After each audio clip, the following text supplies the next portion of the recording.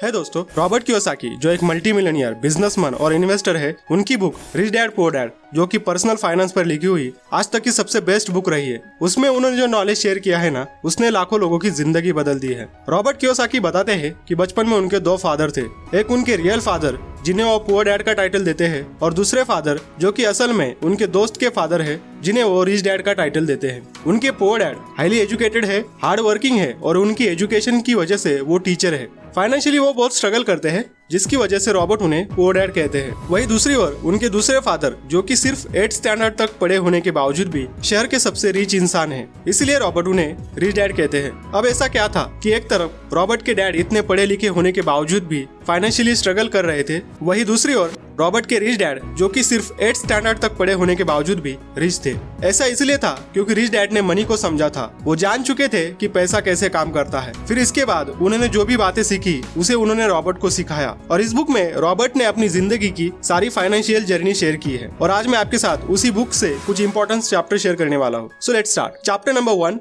Rich don't work for money, money work for them. Author बताते हैं कि आजकल लोग एक ट्रैप में फंसे हुए हैं। वो स्कूल जाते हैं, अपनी पढ़ाई कंप्लीट करते हैं और उसके बाद एक 9 to 5 जॉब ढूंढने लग जाते हैं, और फिर जॉब मिलने के बाद वो शादी कर लेते हैं और फिर अपनी जिंदगी सिर्फ पैसे कमाने में गुजार देते हैं। इस ट्रैप को ऑथर रैट रेस कहते हैं और बहुत से लोग इस रैट रेस में फंसे हुए हैं। ऑथर के रिच डैड बताते हैं कि इतने सारे लोग इस रैट रेस में फंसे हैं क्योंकि वो अपने अंदर के लालच और डर को कभी समझ नहीं पाते। जो लोग गरीब माइंडसेट रखते हैं, उन्हें ये लगता है कि अगर उनको बहुत सारे पैसे कमाने हैं या फिर रिच बनना है तो उनको हाई सैलरी वाली जॉब करनी होगी, जबकि जॉब एक लॉन्ग टर्म प्रॉब्लम का शॉर्ट टर्म सॉल्यूशन है। क्योंकि जॉब करने से आपकी इनकम तो बढ़ जाती है, पर साथ ही साथ आपके खर्चे भी बढ़ जाते हैं। उनके रिच डैड बताते हैं कि जिनकी गरीब मेंटेलिटी होती है वो पैसों के पीछे इस तरह से भागते हैं जैसे गधा एक बंधी हुई गाजर की तरफ भागता है, और जिस तरह उस गधे से गाजर दिखाकर उसका मालिक काम करवाता है, वैसे ही एक जॉब में बॉस अपने एम्प्लॉय को सैलरी देकर प्रॉफिट कमाता है। और जैसे गाजर के पीछे भागने से गधे को कुछ नहीं मिलता, वैसे ही पैसों के पीछे भागने से ये लोग अमीर नहीं बन पाते। इसलिए जो लोग सक्सेसफुल है वो लोग सिर्फ पैसों के लिए काम नहीं करते रहते, बल्कि वो एक ऐसा सिस्टम बनाते हैं जिससे उनका पैसा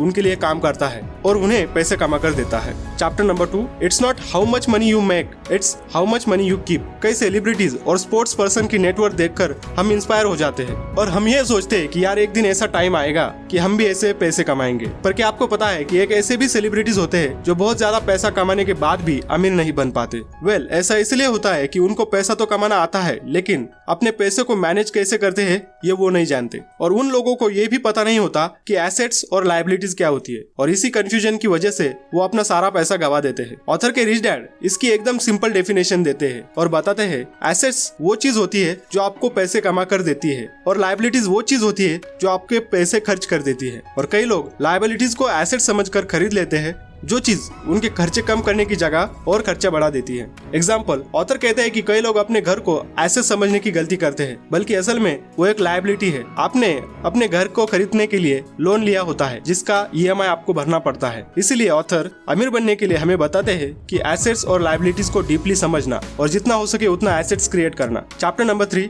get in your business along with your job. कई लोग अपने अंदर अच्छी स्किल होने के बावजूद भी अपने आप को जॉब में फंसा लेते हैं। इसके अलावा वो कुछ और करने की सोचते भी नहीं, और अगर वो अपना बिजनेस करने की सोचते भी है तो सबसे पहले वो अपनी जॉब को क्विट कर देते हैं। ऑथर कहते हैं ये बात तो सच है कि सिर्फ जॉब करने से आप अमीर नहीं बन सकते, लेकिन इसके लिए ये जरूरी नहीं है कि बिजनेस करने के लिए आप अपनी जॉब छोड़ दें। स्टार्टिंग में आप अपने जॉब के साथ अपने बिजनेस को चला सकते हैं, और जब आपका बिजनेस आपको अपनी जॉब से ज्यादा इनकम देने लग जाए तब आप अपनी जॉब क्विट कर सकते हैं। रॉबर्ट के रिच डैड कहते हैं कि जो लोग अमीर होते हैं वो लोग अपना फोकस सिर्फ एक काम पर नहीं रखते, बल्कि वो लोग अपने इनकम सोर्सेस को मल्टीप्लाई करते रहते हैं। एक बार रे क्रॉक जो कि मैकडॉनल्ड्स के फाउंडर है, उन्होंने यूनिवर्सिटी ऑफ टेक्सास में स्टूडेंट से एक सवाल पूछा कि मैं कौन सा बिजनेस करता हूँ। तब सभी ने एक ही जवाब दिया कि सर बर्गर का। तब रे क्रॉक बोले कि गलत, मेरा असली बिजनेस बर्गर का नहीं बल्कि रियल एस्टेट का है, क्योंकि मैंने मैकडॉनल्ड्स को पूरी दुनिया में फैलाया हुआ है, और जो भी मेरी फ्रेंचाइजी खरीदता है उसे लैंड भी खरीदनी पड़ती है, और फिर उसी तरह बर्गर से ज्यादा मैं रियल एस्टेट से पैसे कमाता हूँ। रॉबर्ट कहते हैं कि पैसे कमाने के लिए स्टॉक्स, बॉन्ड्स, इंटेलेक्चुअल प्रॉपर्टी बहुत अच्छा सोर्स हो सकता है, क्योंकि यहाँ से आपको अच्छे रिटर्न्स मिल सकते हैं और आपको ज्यादा इन्वॉल्व होने की भी जरूरत नहीं होती।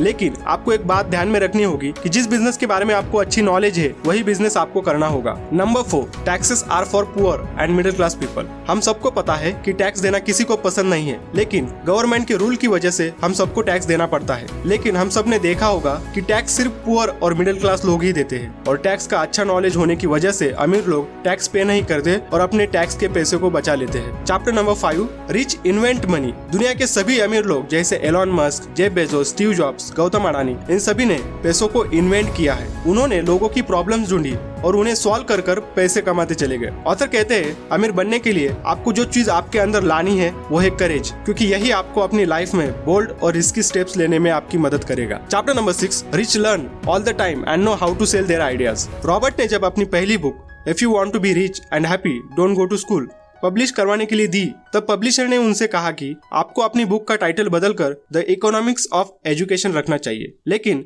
रॉबर्ट ने मना कर दिया, क्योंकि उनको ये पता था कि ये टाइटल कंट्रोवर्शियल है और यही मुझे टीवी और रेडियो पर पॉपुलैरिटी दिलाएगा। और बाद में ऐसा ही हुआ। रॉबर्ट की वो बुक बहुत पॉपुलर हुई, उसने रॉबर्ट को बहुत सारे पैसे कमा कर दिए। इसलिए रॉबर्ट कहते हैं कि सिर्फ आइडिया होना काफी नहीं है, आपको उसे लोगों को बेचना भी आना चाहिए, क्योंकि आइडियाज और स्किल्स बहुत लोगों में होते हैं, लेकिन बहुत कम लोग होते हैं जिन्हें अपना आइडिया बेचना आता है। इसलिए अमीर बनने के लिए आपको अंदर जो स्किल है उसे आपको बेचना आना चाहिए, यानी कि आपको मार्केटिंग करनी आनी चाहिए, जो आपको भी बहुत सारा पैसा कमा कर दे। तो ये थी कुछ बातें जो रॉबर्ट को उनके रिच डैड ने सिखाई थी, जिसे सीखकर रॉबर्ट इतने अमीर बने। और वही सारी बातें रॉबर्ट ने इस बुक में बताई है, जिसे सीखकर आप भी अमीर बन सकते हो। सो होप करता हूँ कि आपको ये वीडियो पसंद आई होगी। अगर आई है तो एक लाइक करना, शेयर करना अपने दोस्तों के साथ और सब्सक्राइब करना चैनल को।